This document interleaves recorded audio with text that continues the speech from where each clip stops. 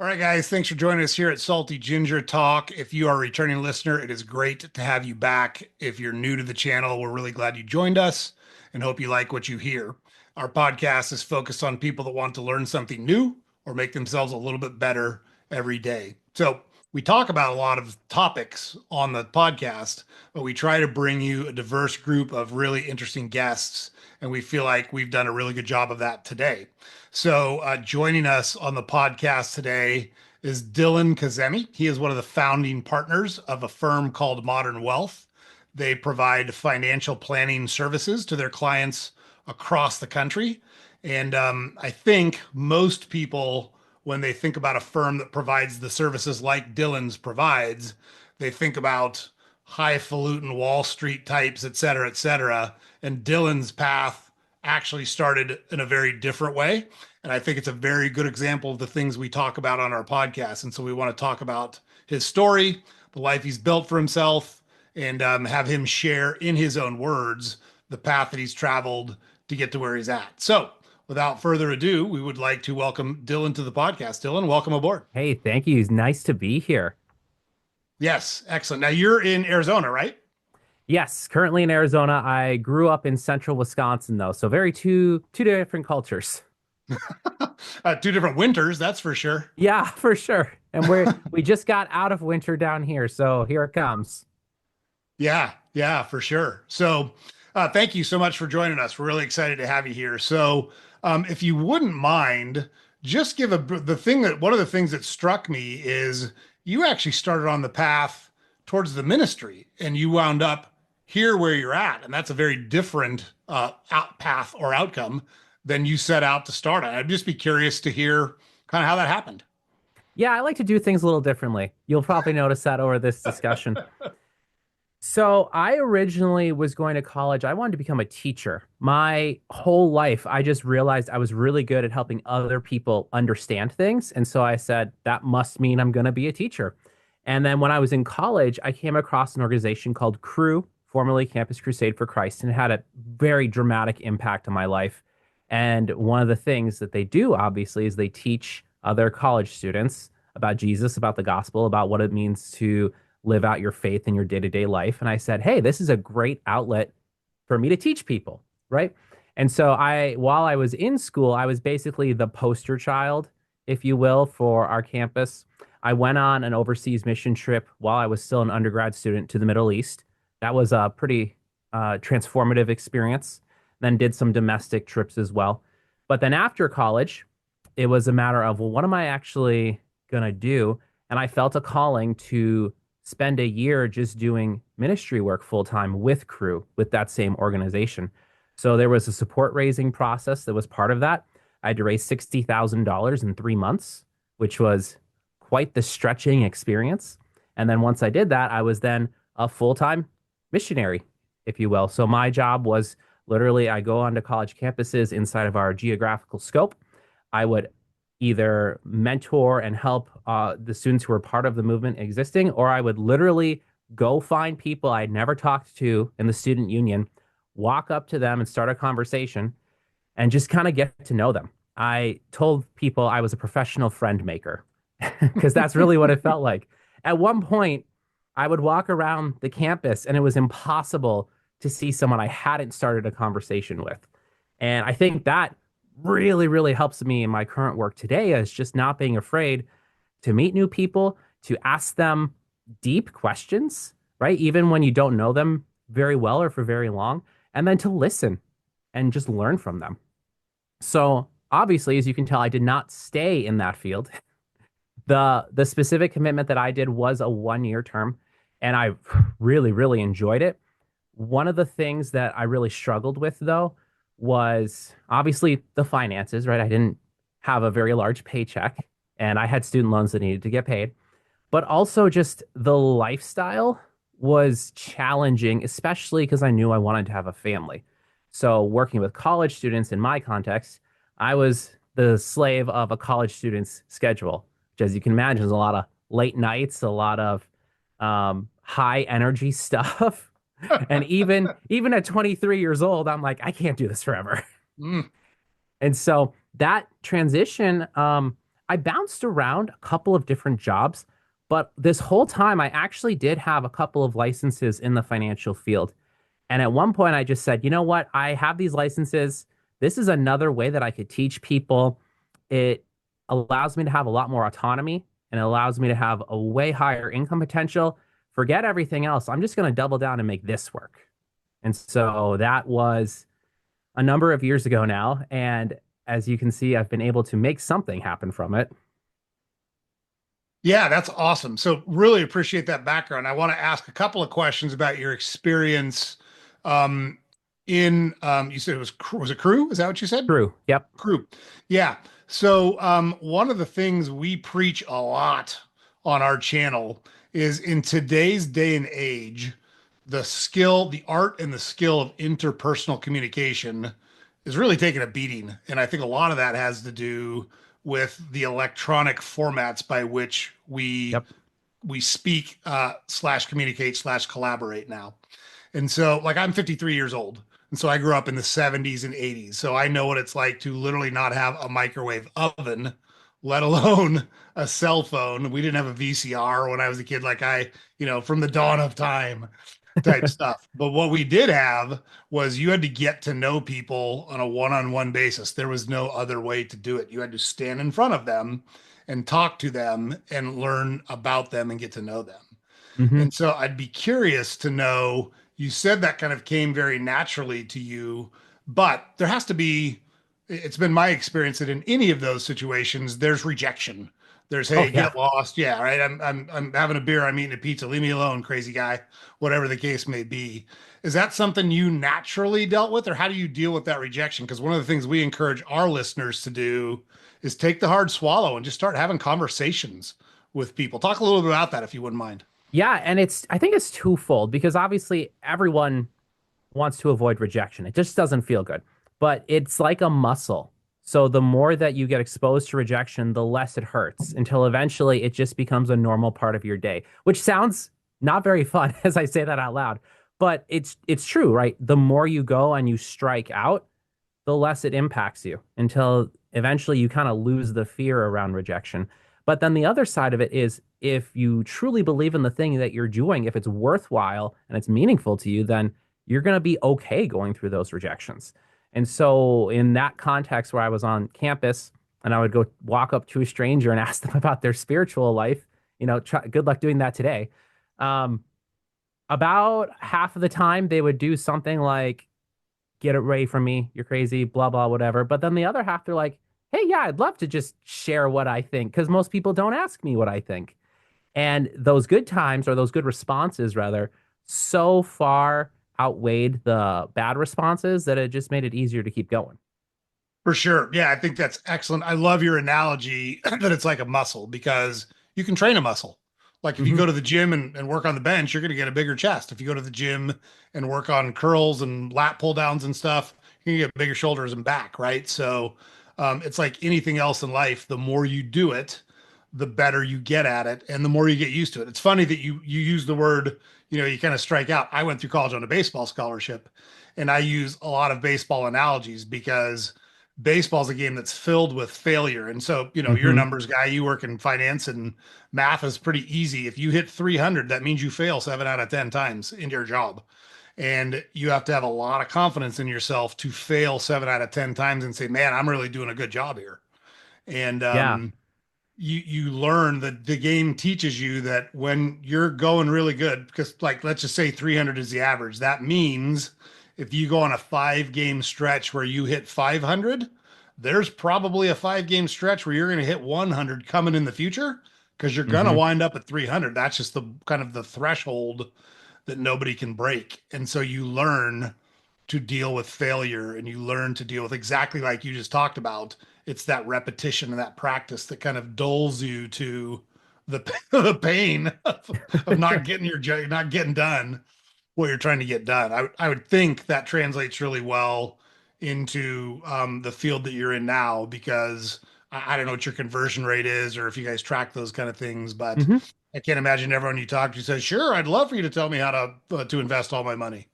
Yeah, no, that would be nice if that was the case. But actually, Yeah, so our conversion, I was tracking it for last year. It was in the high 60s, which is actually pretty good. That's And I looked at huge. that. Yeah. Yeah, well, I looked at that and I said, that's just, we're not talking to enough people, Mm, right? It should be closer to the 50s, I think, personally. Um, but with that, again, it just gets easier the more you do it. sure. Yeah. And I agree with that. Plus, you get better at it, right? You figure out what works, you figure out what Mhm. doesn't work, and stay away from that. And in theory, you should get better at what you're doing a little bit at a time, and you should apply Mhm. those learnings to future attempts at what you're doing. So so now you've determined, okay, I like what I'm doing, but I'm not going to be able to build a life for myself doing this. I've got these other skills that I can focus on. Did you at that point found your own company, or did you work in the No. industry and learn some things? How did that work? Yeah, far from it. So I actually got started with a very small family-owned firm that was in my hometown. And I actually started working with them while I was still in school, even before I was very heavily involved in crew. And it was just they needed some summer help and I needed a summer job. And so I did pretty well. I think I impressed them enough that they said, okay, we can actually teach you a lot of the things that you don't know right now about finances. And here's the part that really stuck with me is they said, most of the time you don't really need to be good with the numbers. You just need to be good at communicating with people, which I think is where a lot of my industry gets it wrong is they lead too often with the numbers and they don't lead enough with the heart and connecting with the human being that you're talking to. And so they helped me get my first few licenses. And then I only worked with them during my breaks from school. So my summer and winter breaks, with the exception of when I went to the Middle East.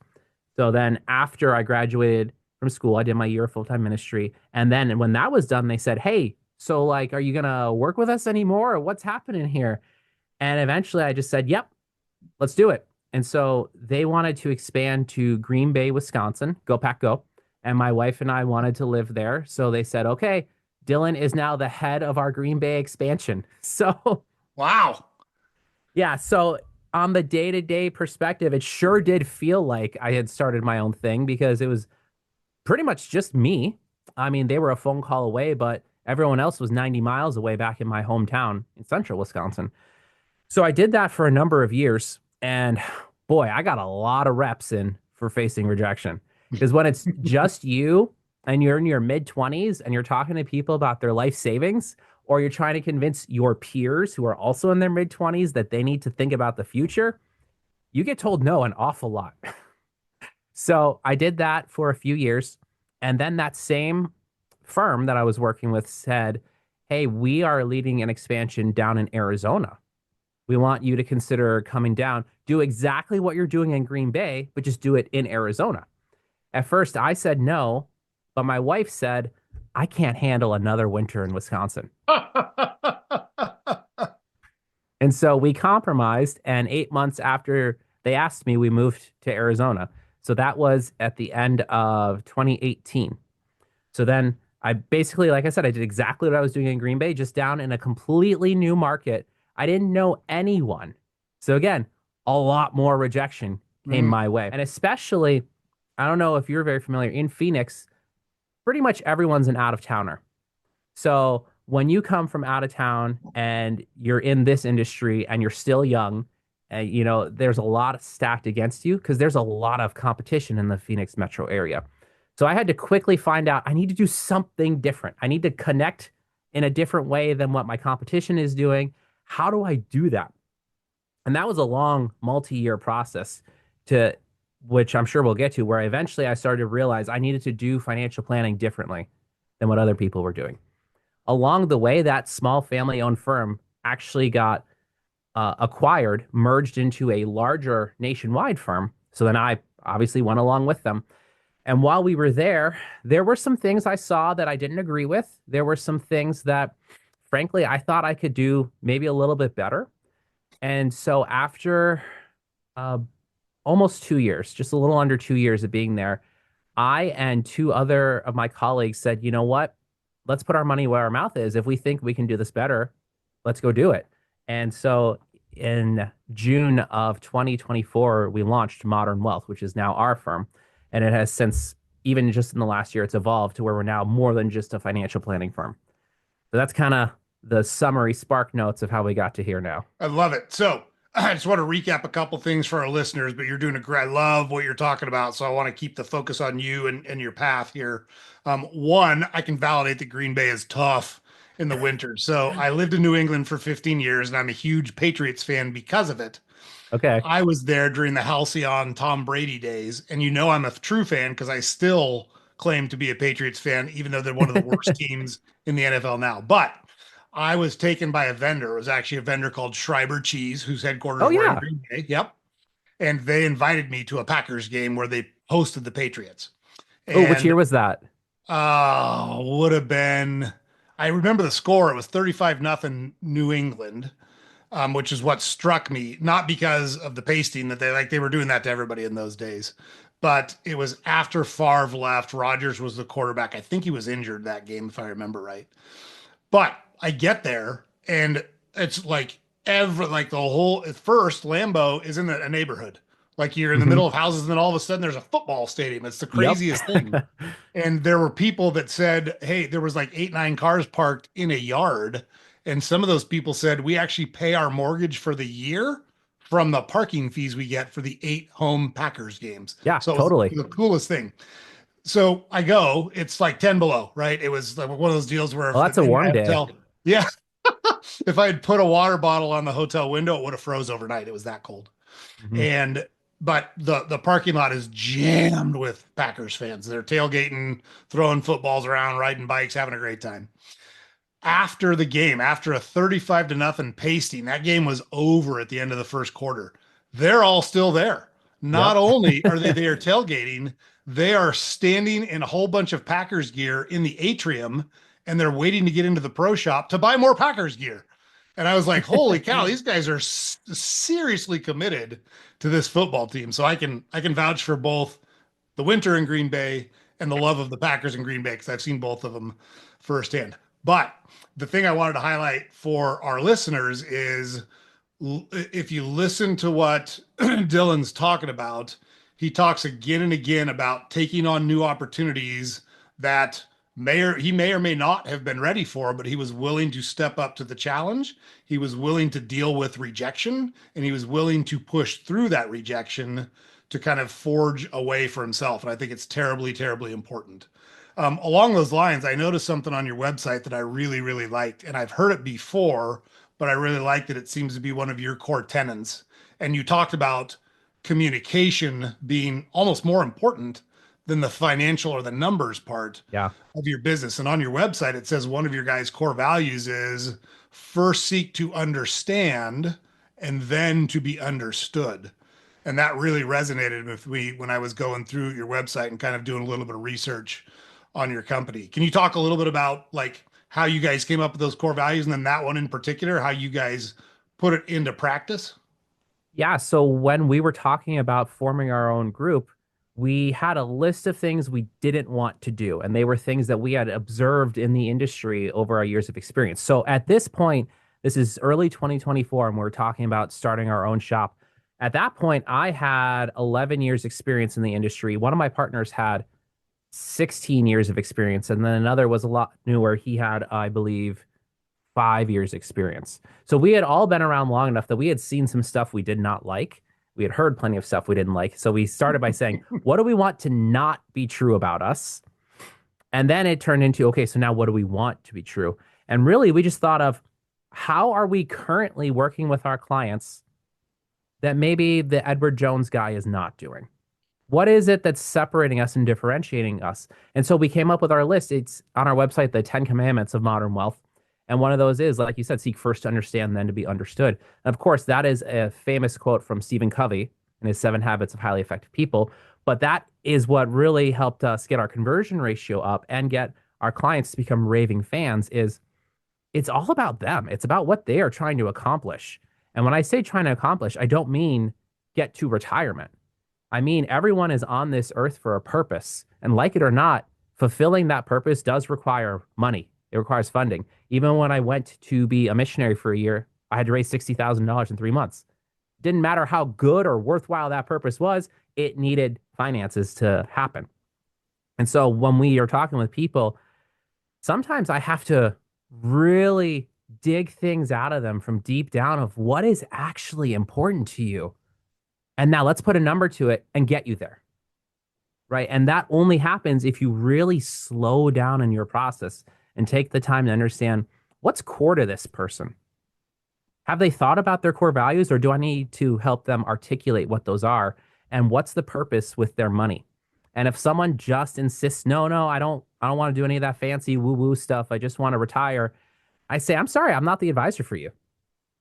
I know I could help you, but really, this is a two-way street. I'm going to help you accomplish the deepest dream and desire that you have, but you got to know what that is first. Mm. Yeah, that's great. That's outstanding. I think it really illustrates that core tenet or one of the Ten Commandments that you guys have on your website. And look, I knew I'd heard it before, but to make it a core tenet and to kind of publicly state it like, hey, this is important to us, Mm-hmm. I think that says something about a business. And kudos to you guys for really putting your customers first. You also mentioned something right now that I think is worth pointing out, and it's the truth of anyone I know that's been wildly successful in business.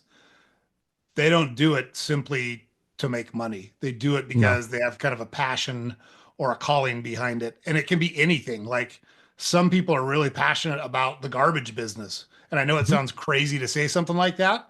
There's nothing right or wrong about what you get excited about, but you're going to be better off finding something that you're good at and being excited about it than simply doing something because you think you're going to make a lot of money doing it. I have found that chasing the money is the fastest way not to make money. Yeah. And you know those people when you come across them, the ones who are only in it for the money. I'm even in sports, right? You know the players who really just love what they're doing versus the players who just want the paycheck. Yes, 100%. It's funny when I was playing baseball, there was guys, and look, I was playing baseball, make no mistake about it. I wanted to be a professional baseball player. That was the whole point of me playing, and it had nothing to do with the money. I loved the game and I loved competing. But because of that, I was willing to do all the work. So like when I was a Division 1 player, and so there's a commitment that goes with that. That's the weight room 6 days a week at 6 a.m. and that's practice every day and that's conditioning after practice, and that's scouting reports for the upcoming series that are coming up. They treat it like a professional approach as close as they can when you're not getting paid. I Yeah. mean, we got a scholarship, so our school was paid for, and that part was good. But there was so many guys that hated that. And I was like, what do you do? Like, why are you here? If you hate it, why if you hate practice, if you hate the work that it takes to get better at the game we're participating in, like why do it? Mm-hmm. Go do something else. Like this isn't for you. So I never understood that. And look, I was pretty successful. I had a chance to sign. I was talking to the Reds, the Cubs, and the Padres about a free agent deal because I was a right-handed pitcher that threw in the high 80s, low 90s. There were thousands of guys just like me. And so I wasn't anything special as it relates to a professional baseball player. And if I had not married my wife, you would have had to kick me out. I loved everything about playing baseball. But we got married, she got pregnant. It made more sense for us to go build a life. And, here I am 32 years later, married to the same awesome lady. I have no regrets about the Great. choices I made. I loved every minute of baseball, but I wouldn't trade my relationship with her for anything. Um, but long-winded way of me saying it's clear that you chose to do what you're doing because you care about it. And that's how you're going to be the most successful is when you care about what you're doing. So you'd reference two other partners. So it sounds like there's three founding partners in your business. Yep, that's correct. How do you guys manage that business? Is there one person that's responsible for X, Y, and Z? Do you make all your decisions together? How do you guys have it set up? Yeah, so this was a little bit of serendipity. We couldn't really articulate this as we started, but the more we've been working together, it's become very, very apparent that the three of us are just all so different in the way that we think, the way that we process information, the way that we explain things, the way that we work. And it's created this incredible balance. So I like to use a metaphor here. So my one partner, Jack, he is our chief financial officer and our chief investment officer. If you think of a car, Jack is our brake pedal. And right away, everyone's like, oh, that's negative. Brakes, oh, they slow you down, right? And I say, no, brakes stop you from crashing, Mm, right? Jack is the most cautious of the three of us. And I say that with all the love in the world because you need someone to be cautious, right? Montel, He is our chief marketing officer. He is the gas pedal. He's the one pushing us, driving us. We got to go faster. We got to go harder. We got to go bigger. And again, if you don't have a gas pedal, you're not going to go anywhere. And I liken myself to the steering wheel. So I'm the CEO and I handle our compliance as well. So I'm much more of let's make sure we're going in the right direction because it Mm. doesn't matter how fast you're going if it's in the wrong direction. And so the three of us have created this really cool trio where we're all able to complement each other. And even in when we're trying to make some sort of hard decision, it's funny. It's almost always right. Breaking gas. Montella is on this side of the issue. Jack is on the opposite side of the issue, and I'm at dead center in the middle on the issue. So we're able to bounce things around and end up coming up with solutions that make the most sense. Which, if we were all three gas pedals or all three brake pedals, that would be a terrible business. For sure. Couldn't agree with you more. I have partners in my business as well, and I lovingly say about one of my partners that the only difference between him and a car battery is the car battery has a positive side. So he is he's downside everything, and it's so valuable because he thinks about all the what ifs, and we're able to have a contingency plan in place, and we're able to work through problems like we wouldn't have made it to where we are without that thought process of, hey, what could go wrong and what are we going to do about it? What's the Mhm. problem or what are the potential problems and how do we steer clear of the ditch? So I love your analogy of the car parts in terms of the brakes, the gas, and the steering wheel. That's a great way to think about it. So um, talk a little bit about for our listeners that aren't familiar with the financial services company, what services do you offer your customers? What's like right down Broadway for you guys? What are the ancillary services? Talk about your business.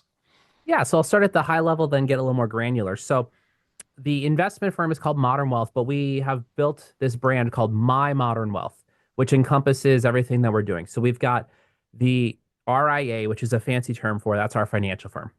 We do financial planning, and I'll break that down in a moment, and investment management. So your more traditional offerings, if you will.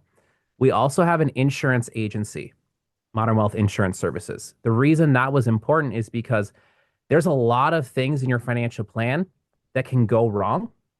And so we're talking about life insurance, disability insurance, long-term care, and even annuities, which are for protecting your money for, when Trump decides to enact tariffs and the market freaks out for a week. And then something that is really unique to us is we also have an accounting services division. And so we are not CPAs, don't get that wrong. But what we do is we offer bookkeeping services and budget coaching. And we did do a trial run this year where we partnered with a CPA to be able to file some tax returns for our clients. And how all of that came together was very organically. We listened to our client base and looked at the problems that they were having. So, personally, a lot of my clients tend to be self employed people. And so, as I'm working with them, they all kind of start to have the same issues, right? Because business is business, no matter if you are in this business or that. And they kept coming to me and asking, like, okay, this is great. You're helping me with this plan and my money's taken care of. But, like, what do I do if I get hurt? I need help with that. I need someone who understands the intricacies of what I'm going through to help have some protection in place. And once enough people started saying that, I went, you know what? We would be doing a disservice to the clients if we didn't offer some kind of solution for a problem that they are vocalizing. And that's how the insurance agency came about. And then, same thing, they started to grow their businesses, right? Because they're working with us. And they started to say, hey, my books are a mess. You're already helping me with my finances. Can you take care of my books as well? And I'm not a bookkeeper, but we do have one on staff. And so once enough clients started to have the same problem over and over, we realized, wow, we should probably take this seriously and start offering bookkeeping services. And then Sure. the same for budget coach services. And then again, now we're at the point of every year, about 100 people ask us, can you help me with my taxes? And of course, there's a lot of nuances and gray areas and everything. So we were happy this year to do that trial run of we have someone in-house to help with your taxes. So every aspect happened based on the market demand or what our clients told us they needed help with, which that's only possible if you are first listening to your clients. How was that for an overview? Love it. Love it. That's Okay. great. Yeah. So I am familiar with financial planning services. I don't know if a lot of our regular listeners are, so I want them to get a real sense of what you guys do. So yeah, I think that's absolutely super. So and we will include, just for all of our listeners, we will include a link to Dillon's company's website. And so if you want to get in touch with Dillon, if you want to ask questions, if you're curious or you might need some help, we can put you in touch with them. And it looked like from your website, you've got customers all across. You're headquartered in Arizona, but you've got customers all across the country. Yeah, so currently we have clients in 15 states. We just added Texas to the mix, and then we do have offices in Arizona and Wisconsin. But vast majority, I would say 85% of all of our meetings happen virtually. Even for our clients who live in Phoenix. They Really? just, yeah, I mean, it's just so much easier, right, to hop on a quick Zoom call or a Google Meet rather than drive down to the office, right? Take 2.5 hours out of the day for the meeting and the travel and everything. Yeah, no, for sure. That's great. So switching gears a little bit, before we got on, we were trading kid stories. And so you've got a pretty young family still, and you're Yep. building a business. How do you manage all of those competing priorities? Because I know what that life is like, and I know how much stuff has got to be, especially with you being the CEO of the company, you got to have a ton of stuff flying at you every day. And I say you, but really, how do you and your wife manage that? Because any relationship with Yeah. those the kids like that, that's a true partner. I always joke and say we were okay when we had two of them because we could still play them man to man. But when you throw the Right. third one in and you got to It's all play the zone. zone defense, the zone broke down. Our zone broke down for about a year and a half before we figured out the coverage, and then we got Yeah, it we're from there. running the Patriots zone scheme right Yeah, now. exactly, exactly. But how do you and your wife manage that? How do you do that? Well, bold of you to assume that we do manage. No, I'm kidding. So I drink a lot of coffee. Sure. Um, but in actuality, so I practice what I preach as far as understanding what are my core values? What am I actually trying to accomplish with my life? And my wife and I talk about this quite often. So one of my core values personally is family. And so I looked at that and I said, all right, does my schedule reflect that core value? And a lot of times over the years, it has not. So it's been an evolution, right? I don't get it right all the time still, but it's been an evolution to say, you know what? Part of the reason that I would take the risk of having my own business is so on a random Tuesday morning, I can take my kids to the park. It's so I can have these present moments that I wouldn't be able to have otherwise. And sure, it looks different. Sure, I'm super busy for, sometimes in the evenings, I'm working until 8 p.m. My wife limits that to just one day a week. But, sometimes when you're working till 8, it's really hard. You miss dinner. And by the time you're done, the kids are ready to go to bed. And it's like, did I even see you guys today? But I make Yep. that up at other times, right? Like the random Tuesday mornings or whatever. But it is a team approach, right? In the early years when I wasn't making money, like any money, and I was still having to put in all the hours grinding, trying to get something going, it was really hard. And my wife had to have a lot of these conversations with me of like, hey, you're gone all these hours and there's nothing to show for it, which was a great dialogue about like it's hard now, but I promise you in the future, we're going to get an outsized return, right? I'm putting in all this sacrifice right now so that once it's built up, we're going to have way more freedom and flexibility than we could otherwise. And it took a long time for her to agree with that until then the money started to come in a little more regularly. And she said, oh, that does make sense. You know what? I do like that we can have lunch together every day if we want. Mm, Or you can choose to start working late one day if it makes sense. And I like that because you work from home so much. I'm at home right now. Our kids can see what you're doing and they can see, oh, daddy's not just, going away to an office and doing something kind of meaningless. He's talking to people about their entire life savings and he's helping them reach their goals in their life. And I think that's really powerful to be able to set that example. I don't know if I answered the question or if I started to veer off. no, I think you got it. I think you got it perfect. Look, it's a balancing act, and I couldn't agree with you more. There were times in my career where so my job, and I've been in the grocery business. The grocery business is a tough business, and Yeah. it's one that in a lot of instances does require you to be on site. Like you got to be at a grocery store if you're going to run a grocery store.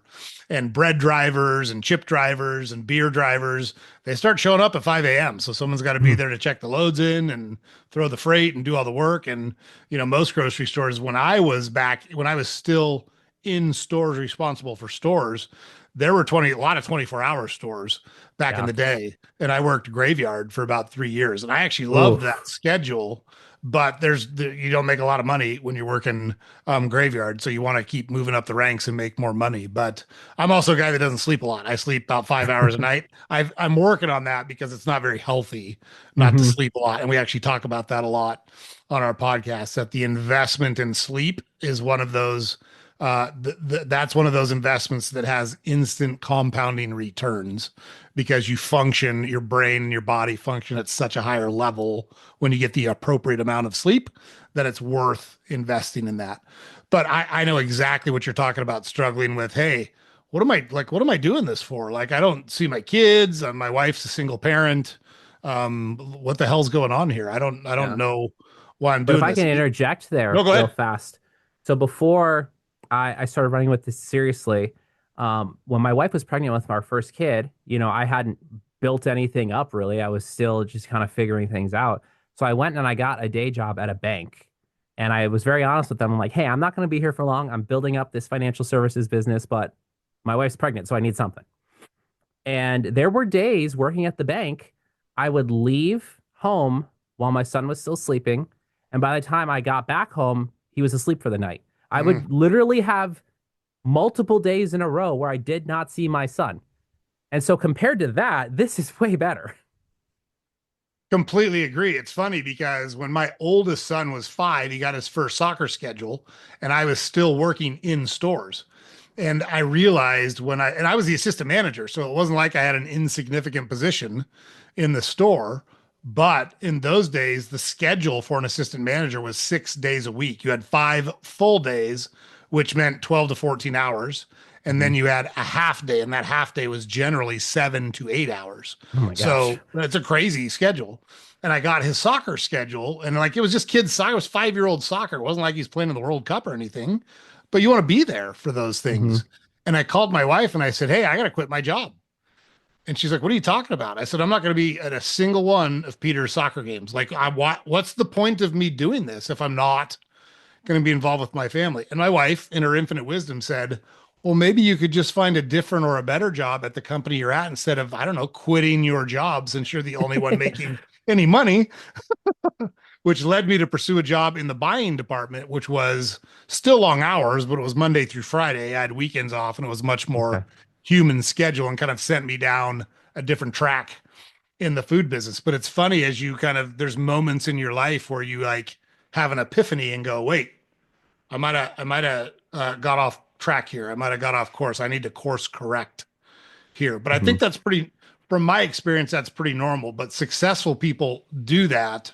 And people that don't have as much success kind of get stuck in that rut and continue going down that path instead of making adjustments and taking control over things they have control over?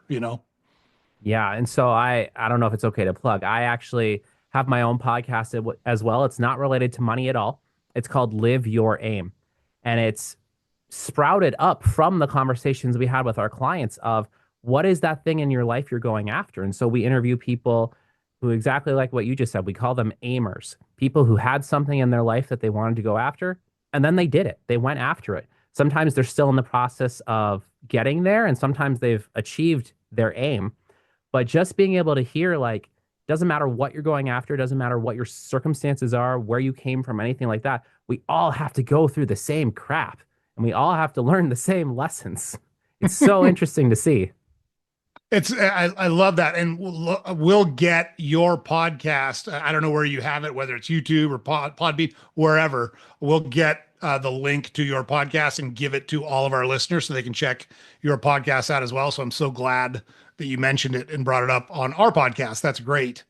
It's funny. I was listening to Ryan Holiday, who is the Stoic guy. I don't know if you know Ryan Hmm. Holiday, Yeah. but I was listening to him today, and he was talking about exactly what you just said, which is you've got to have a plan and you've got to work towards that plan, or you're just gonna like drift in life. And Hmm. you do have control over a lot of things. You've got to quit worrying or focusing on things you have no control over and spend your time and effort on things you do have control over, which is largely your reaction to the things that happen in your life. Like, I hate to break it to anybody, but life's going to kick you in the teeth every once in a while. It doesn't matter who you are. Yeah.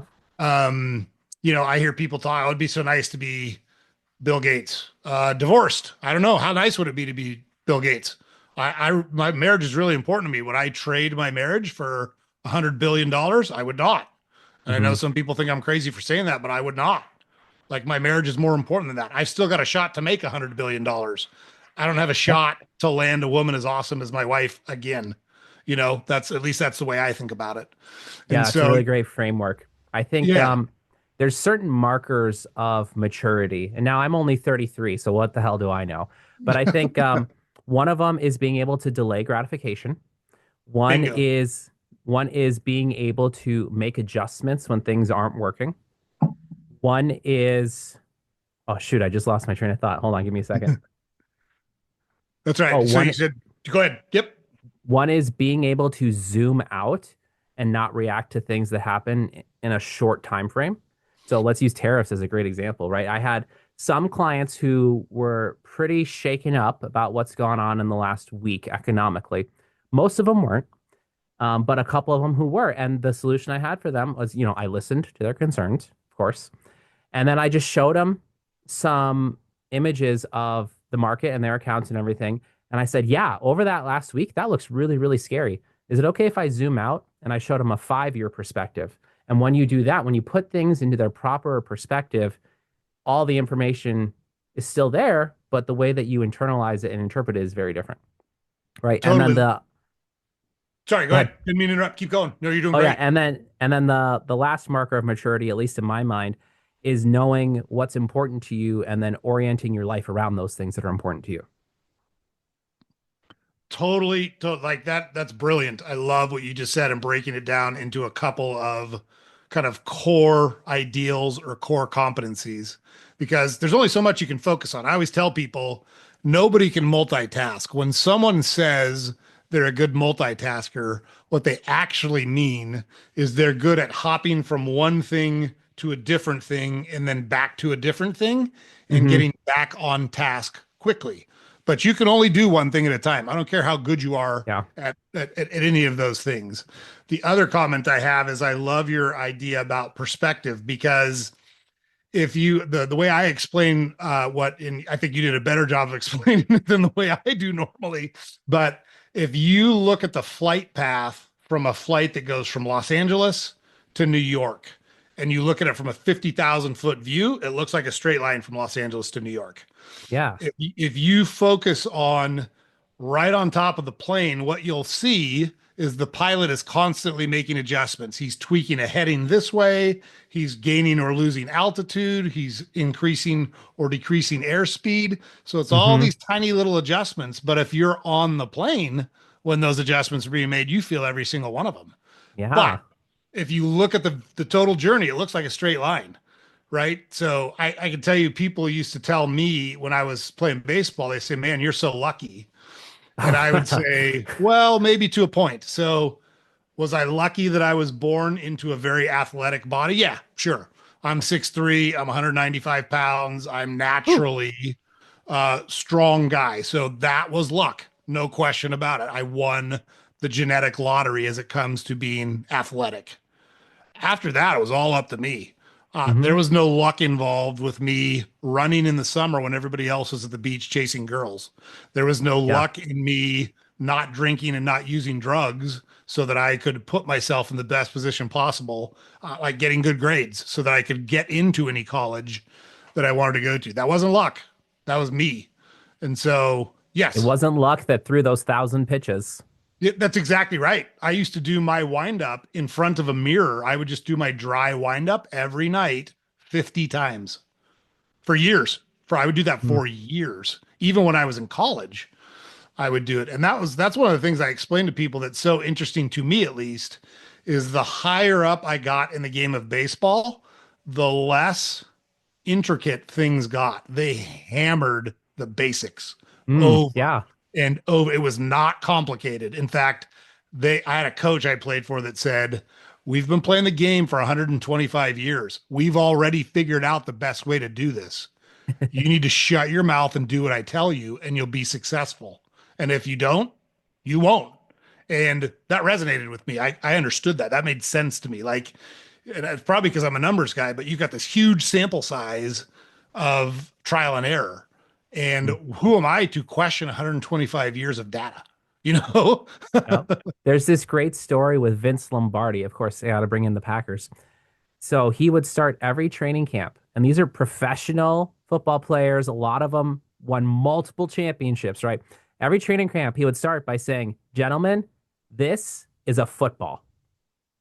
Right? And the point of that story is if you hammer the fundamentals and the basics to near perfection, everything else just kind of falls into line. I so couldn't agree more. The same coach that I played for said the most important thing you can do is make the basic play.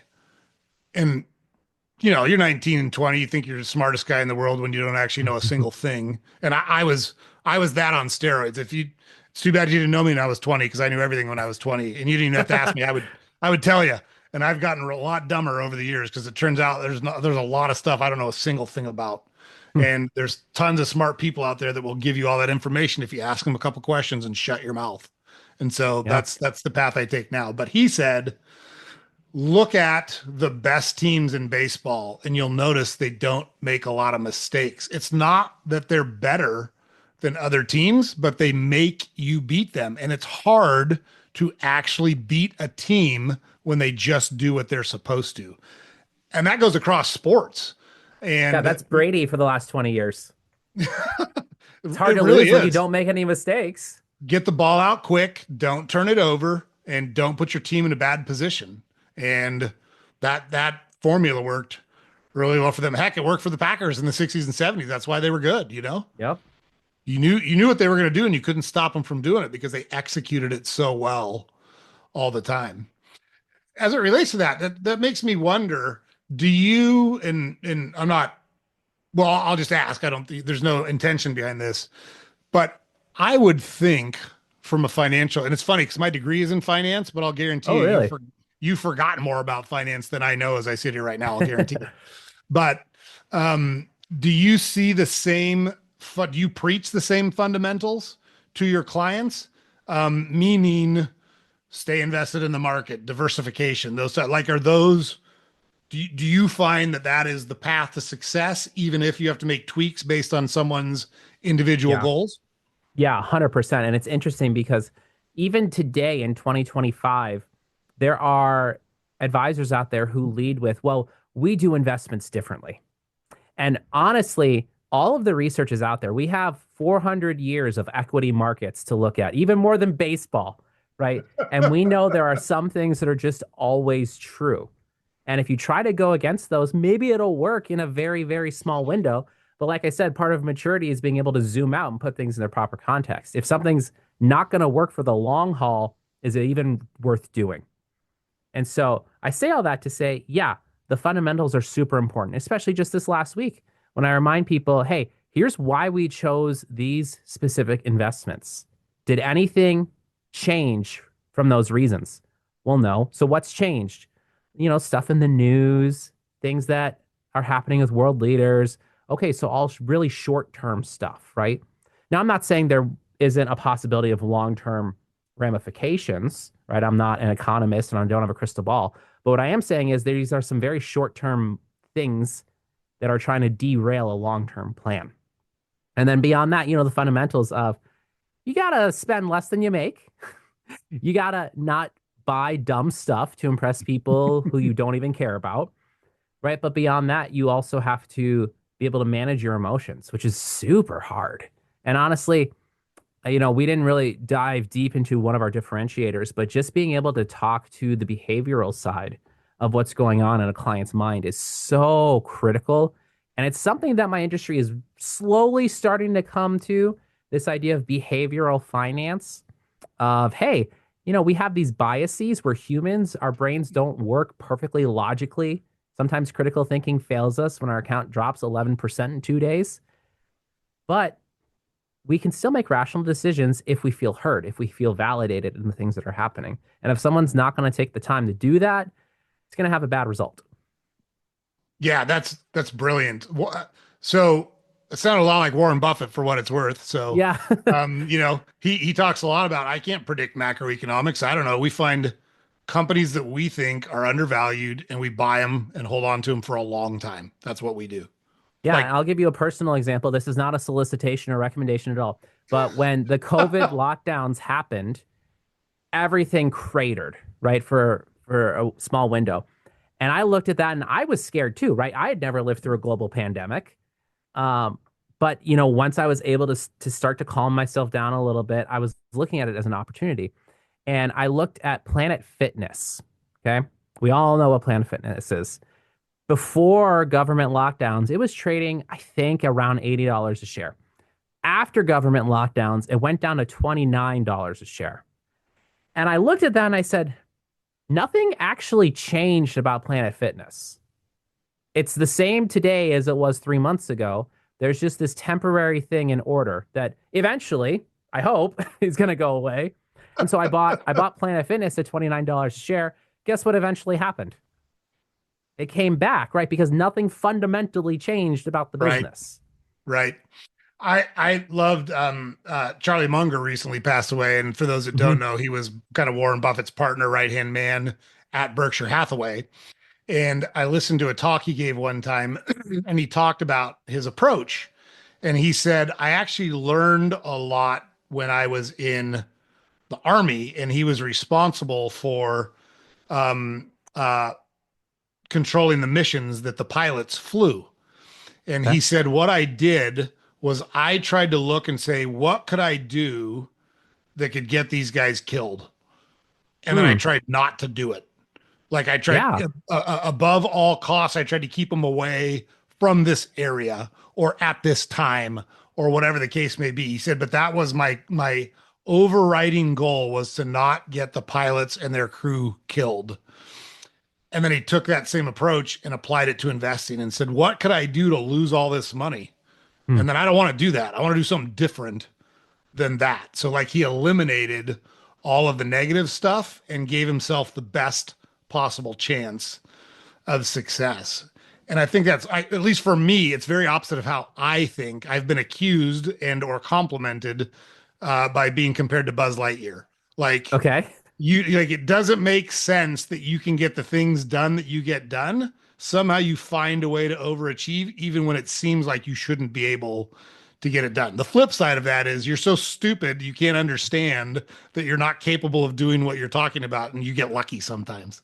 Um, but that's why it's so valuable to me to be partnered up with like the person I was talking about that I jokingly said is the only difference between him and a car battery is the car battery has a positive side, right? So Yeah. if you can build a team where everyone can get along, can have unemotional, fact-based, logical conversations, and look at things from a 360-degree view, that in my mind gives you your best chance of success. And that's Hmm. that's what I've learned over the years. But it takes, you know what it takes? It takes confidence in yourself to shut up and let someone who thinks very differently than you take the floor and truly listen to what they say. And like you said, that's a marker of maturity. I agree with you 100% on what you talked about earlier. So Yeah. Disagreements aren't bad things. That's how you learn. 100%, 100%. What activities are your sons into? Do you have any athletes? Do you have any poets? What do they like to do? That that's interesting. So, my wife is an artist, not professionally or anything, but she can pick up any tool and create a masterpiece with it. And Wow.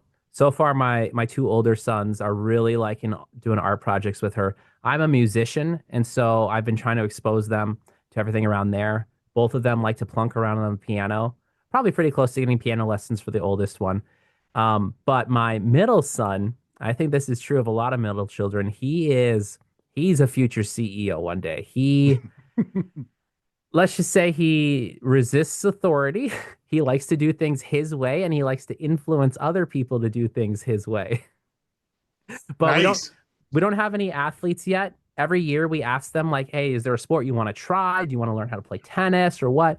And they never really express interest in it, even though they're both extremely confident as far as like controlling their body and whatnot. So Sure. most likely we're gonna get them into jujitsu or something like that. I did martial arts as a kid, and I think there's a lot of powerful lessons that carry over into other areas of your life. So we'll see. No, that's great. That's great. It's interesting because with the path I traveled, my oldest, all my sons played baseball till they were 12, and then they all quit playing baseball. But hockey was a big sport at our Oh, house, and living in New England, it makes sense. There's cold winters, and you were in Wisconsin. Hockey's big up there too. So I lived in another area of the country where hockey was big. But my middle son in particular, he was not into athletics, but my wife kept kind of putting him in because she wanted him to be involved in an activity and wanted to be around other kids and et cetera, et cetera. And I was always saying, why are we doing? He doesn't want to be here. Like he's not competitive. There's zero wrong with that, by the way. But he's hmm. telling us over and over again, this is not his thing. But all of my sons quit playing baseball when they were 12. And I had a lot of people ask me, well, boy, you must be disappointed. I'm like, why do I care if my sons do the things I did? Like I did those things. I don't need to live vicariously through my offspring. Like they get to make their own choices. Our rule was always you can choose whatever you want to do, but what you're not going to do is sit in our living room and do nothing and play video games. That's not going to happen because if you're busy doing something good, you can't be doing something bad. And so Yeah. we tried to keep they got to pick. Didn't matter to us what it was. Like the middle son, he did dance lessons for a while and he did a lot of artistic stuff. And I am not artistic at all. My wife is very creative, but that's a world that's foreign to me. I have a lot of respect for it. I just have no natural talent in it. And I don't have the curiosity or the desire to get better at it enough to get Sure. better at it, you know. But I have a ton of respect for people that have that passion and really appreciate kind of the value they bring to the world. So I think it's to me, it's important to be a well-rounded person. Like I want to understand things and appreciate things that are good. I love classical music. I can't tell you why. I'm not a scholar. I don't know all of the highfalutin reasons why classical music is so awesome, but I know it makes me think different. I know it calms Yeah. me down when I hear it, and I know it makes my brain work differently. And anything that can have that kind of effect on a person, to me, is worth appreciating. At least Hmm. that's the way I think about it. So, yeah, Oh, that's great. yeah. And I think it's great being able to share a passion with your kids. Like recently they started listening to some of the music I grew up listening to, and it's cool being able to bond over that. But like you were saying with sports and everything, my two kids so far hate watching football with me. And I thought, oh, I have all boys. We're gonna be such a football house. This is gonna be amazing. Nope, can't get them to do anything with it. Not their thing, huh? Nope. It's funny you bring up that up like bonding over music because living where we live in a real small town in New Hampshire. And so anytime we had to play an away game, it was like an hour drive because Hmm. that's just how it was. And so we would go together and we would listen to music on the radio. And when they were young, it was my music. And as they got older, they got to pick whatever they wanted. But all of my sons now, even though they are my sons and there's a generational difference, they love AC/DC. They Hmm. love Def Leppard. They love Ozzy Osbourne because those were songs I listened to, and they loved those car rides, turning up the music and singing along. And they still have fond memories of it, even as adult men now. And you just never know what those things are that are going to kind of light a fire under them and build a connection between you and your kids. I think it's just so important to be there and be present with your kids, whatever it is, Yeah. whatever floats their boat. We always said, you get to pick it and we'll be there and supportive of it, but you got to do something. You can't just sit and do nothing, you know? Yeah. I love that. Yeah, for sure. So, as it relates to your business, if someone wanted to, so said differently, if someone needed to figure out how to get started on financial planning, like I'm a 25-year-old person and I got out of college, I'm just starting with my life.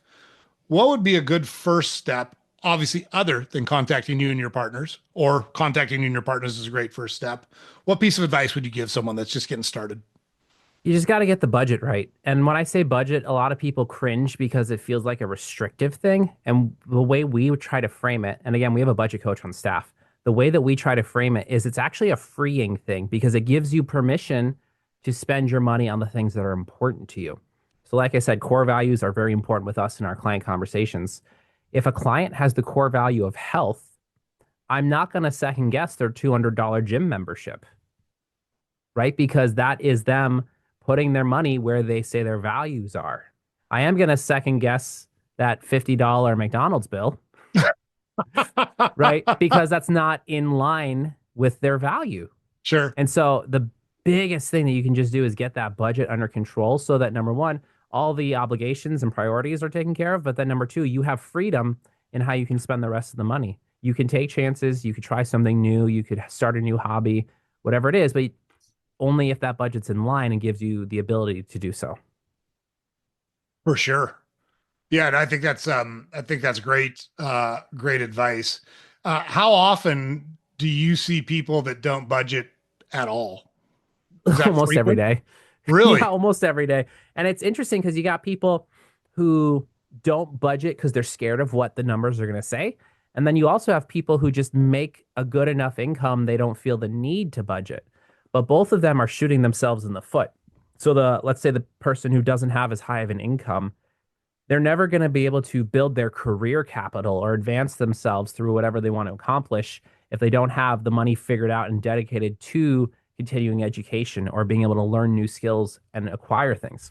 And on the higher end, the people who do have a good income, they aren't going to be able to reach their goals in the time frame that they expect because they have no control over where the money is going. So even if someone's making $300,000 a year and they can go out to eat whenever they want and take four or five vacations a year, that's not getting them closer to their purpose or the goal that they should have in their life that maybe they've never put thought into. So it is weird to say, but no matter what the income level is, it comes back down to what we call cash flow control, right? I have to have control over the direction that my money is moving. Yeah, it's that's great. I heard someone describe, I've actually heard multiple people describe it this way, but I've heard them describe that wealth is not actually a number. It is spending less than your how did they say it? Spending less money than your what's the word I'm looking for?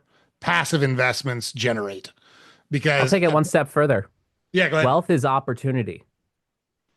And so Yep. if you have opportunities that present themselves to you and you can take them, and that could be opportunity to retire earlier, it could be an opportunity to take a sabbatical and backpack across Europe or whatever. Those opportunities only happen and present themselves if you have wealth built up, right? Wealth on its own is meaningless. Money is just money, right? There's nothing inherently good or bad about money. It's a tool that should be used to help you accomplish something. Yeah, and for me personally, the money equals freedom. That's the only reason I care about money at all is I want to be able to do what I want to do when I want to do it and not have to worry about that anything really. If I Hmm. don't want to interact with a person or if I don't want to take on a customer or something like that, I want the freedom to say, yeah, it's not for me. No thanks. Yeah. I'm all set. But you can't do that unless you build wealth. Like that's the key. Yeah, totally. And it starts with just the decisions that you make. Yeah, that's the thing, right? Is I think it's kind of like why the baseball mentality has always resonated with me is we we talk about goal setting, and I think it's good to set goals. I'm not saying that it's not. However, if you apply the analogy to the NFL, for example, all 32 NFL teams start out with a goal to win the Super Bowl. Hmm. There's one team that accomplishes that goal every year. Is that just because they're a better goal setter? Like they set the goal with more passion? No. It's because they executed their plan day in and day out better than the other 31 teams and put themselves in a position to capitalize and achieve their goal. Hmm. And that's how I think about it from our business. And our business is a penny business. The grocery business is notoriously difficult to make money in, and it's very low margins, and you Hmm. need a lot of volume, and you need a lot of things to go right in order to make money. But that's the accumulation of a lot of good habits daily, kind of compounding over time is how you make money in our industry, which is not dissimilar to how you build wealth, right? It's the hockey stick curve of compounding Yep. over time and making good decisions consistently over a long period of time that gets you to where you want to be. Yeah, you got it. I couldn't have said it better. Hey, a broken clock is right twice a day, so I'm gonna get one right every once in a while. So, uh, anything else you want to leave our listeners with? I appreciate, like I said, we'll get the link to your podcast so we can get that out to our customers. We've already got the link to your company, so we can get that out to our customers as well. But any parting words of wisdom or anything that we haven't talked about that you want to make sure our audience hears? Yeah, I think it's just important to highlight. So I keep bringing up values and your purpose and everything like that. It's really important to just sit down and think about what is important to me. And am I actively getting closer to what's important to me, or am I getting further away? Because if you don't have that starting question, then it doesn't really matter what you're doing with your money, right? You could have what appears to be an amazing, fulfilling life, but on the inside you're dying because it's not the life you want to live. But you won't know that unless you take the time to ask yourself that. And then I would challenge you, how many Edward Jones, Merrill Lynch, Morgan Stanley advisors would say what I just said? Totally. Totally agree. And I've been approached by lots of I don't use any of those services, by the way, but I've been approached by a lot of them, so I can vouch for what Dylan's talking about there. So, um, hey, Dylan, thank you so much for joining us. Super interesting conversation. Congratulations on your Yeah. success. I know that it's a marathon, not a sprint, but you guys are off to a good start. It sounds like you've got a great partnership going. We're going to highly recommend to our listeners, if they're looking for any of that financial advice or financial planning services, to check your firm out. And we'd love to have you back on in the future and maybe, a year or two, see how things are going and just touch base again. Yeah, this was a super fun conversation. I could think of worse ways to spend the afternoon. That's great. That's great. We really appreciate your time. I know you're busy with the business and with the family, and we're glad you were able to carve out an hour of time for us and our listeners. So really appreciate it. So everybody at Salty Ginger Talk, Dylan, thank you so much, and best luck and best wishes on continued success. My pleasure. Thank you so much. All right. Thanks a lot. Okay, guys. So, what an awesome interview. I think you can tell from Dylan that he is passionate about what he does. He is committed to his business, he is committed to his family, and he's got a purpose for what he is trying to accomplish. And I think that's terribly, terribly important. Loved how he broke down the things that they focus on in their business and the things that separate them from other financial planning businesses. I love how he talked about how him and his partners think very differently, but work together to manage the business in a successful way. And I really appreciated him sharing a lot of the stories about how he tried something new and had to figure out how to problem solve and how to build and how to push things forward. So, tons and tons of valuable life lessons there from a very successful guy. That's the type of guest and the caliber of guest you can expect from saltygingertalk.com. So we're so glad you joined us. Again, thank you so much to Dylan for joining us today. We're going to include the link to his podcast so you can check that out. We're going to include the link to his company. So if you're looking for any financial services, you can check them out as well. And then always don't forget, James will post it up over here like he always does. Don't forget to head to our website, saltygingertalk.com, where we've got all of our podcast episodes available. We've got all the links to our social media accounts available. And then we've got a newsletter that we publish every weekday that you can subscribe to on our website. And as always, please, please, please like, comment, subscribe, and share our podcast with anyone that you think makes sense. It's super helpful for us to get more views and to get out in front of more people so we can help more people live the life that they want to live. That's it for today, guys. Really appreciate you checking us out. We'll see you on the next episode.